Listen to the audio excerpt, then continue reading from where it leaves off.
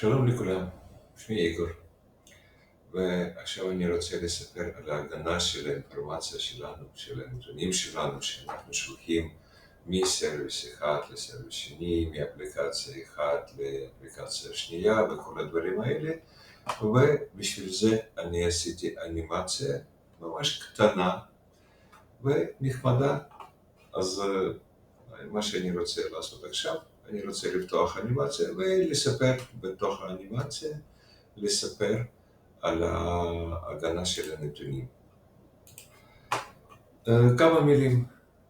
כמה מילים על בסיס של ההגנה. בסיס של ההגנה זה encryption, ובסיס של encryption זה תיאורמה של איילר. אז בסיס זה מתמטיקה. ו-encryption יש שני סוגים, symmetric encryption ו-asymmetric encryption. איך זה עובד? אני כתבתי ממש מה ההבדל, symmetric ו-asymmetric encryption, אבל איך זה עובד? יותר טוב להסתכל בתוך האנימציה שלי, ומתחיל. יש לנו שני מחשבים ויש לנו רשת לשליחת נתונים ממחשב אחד למחשב שני, ובכל המחשב עובדת אפליקציה 1, אפליקציה 2. באפליקציה 1 יש נתון סודי שאנחנו צריכים לשלוח לאפליקציה שנייה. אנחנו שמים בקופסה הנתון הזה ושולחים, מקבלים, הכל בסדר, הכל עובד טוב, אבל יכול להיות בעיה. האקר שיכול להסתכל כל הנתונים, כל האינפורמציה שאנחנו שולחים דרך רשת. ומה שאנחנו עושים עכשיו, אנחנו שמים אינפורמציה בתוך הקופסה, אבל האקר גם קיבל אינפורמציה הזאת, כי קופסה לא סגורה, וכאשר אנחנו מקבלים בצד שני נתון סודי, הוא לא נתון סודי, זה לא secret information, זה non-secret information, אז זה לא עובד ככה. אי אפשר לעבוד ככה. טוב. אנחנו רוצים להשתמש symmetric encryption. מה זה symmetric encryption? אם יש לנו קופסה שאנחנו יכולים לסגור, יש לנו מפתח, ובsymmetric encryption זה מפתח אחד שאנחנו משתמשים, גם אם אנחנו צריכים לסגור את הקופסה, וגם אם אנחנו רוצים לפתוח את הקופסה. אוקיי? רואים איך זה עובד. שמים אינפורמציה בתוך קופסה וסגורים. טוב. רואים איך זה עובד. יש לנו נתון סודי, יש לנו מפתח, יש לנו קופסה. אבל גם צריך להיות מפתח בצד שני. זאת אומרת שהשלב הראשון זה שליחת מפתח. שולחים מפתח קטסטרופה. כי האקר גם רואה מפתח, הוא גם קיבל מפתח. אפשר לעבוד ככה? אפשר לעבוד, אבל אי אפשר ממש לסגור אינפורמציה. זה לא הגנה בכלל, ואנחנו לא עובדים ככה.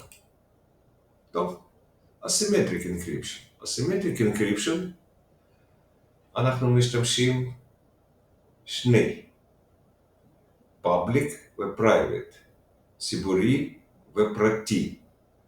מפתח ציבורי, הוא יכול רק לסגור את הקופסה, ומפתח פרטי יכול רק לפתוח את הקופסה.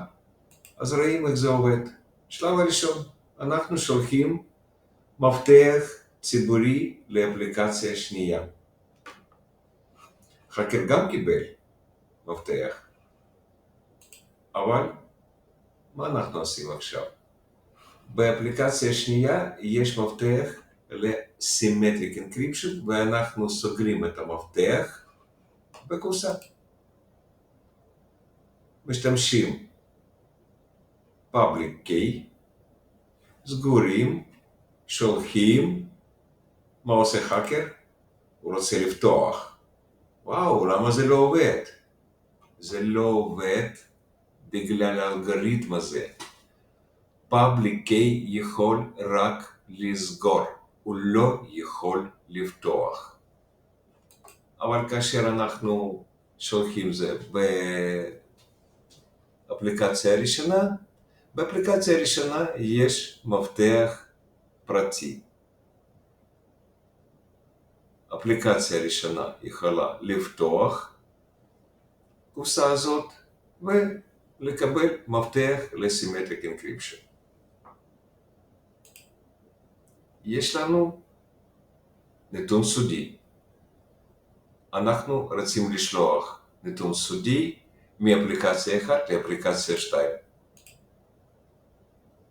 שמים, סגרים, שולחים.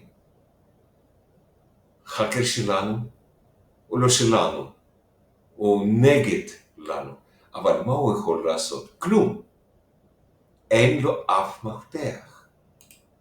וכאשר אנחנו מקבלים הקופסה הזאת בצד שני, אנחנו פותחים קופסה ומקבלים secret information. זה ממש עכשיו, זה secret information.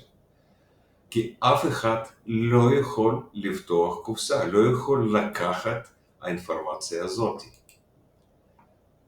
זהו, האקר שלנו לא יכול לעשות כלום. סיימנו. אני מקווה שאתם מבינים לפי אפליקציה, לפי אנימציה שלי, אתם מבינים איך זה עובד. ואם אתם רוצים ממש לראות, להסתכל מה זה מפתח, אז אני עשיתי גנרציה, מפתחות האלה, ואתם רואים, זה private key. זה public key, וזה symmetric key. מישהו, אני לא זוכר מי בדיוק, עשה בדיקה כמה זמן לוקח לקבל המפתח 1, 2, 3, אם אנחנו ממש עושים קליקים רנדומליים במקלדת שלנו, וזה לוקח המון זמן, 50 שנה. זאת אומרת שאם מישהו יכול לפתוח האינפורמציה שלנו, אחרי 50 שנה האינפורמציה לא אקטואלית, וככה זה עובד.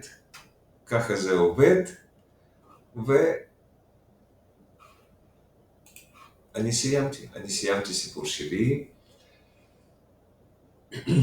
חג שמח לכולם, שנה טובה ומתוקה מכל הלב שלי, ועוד פעם, חג שמח.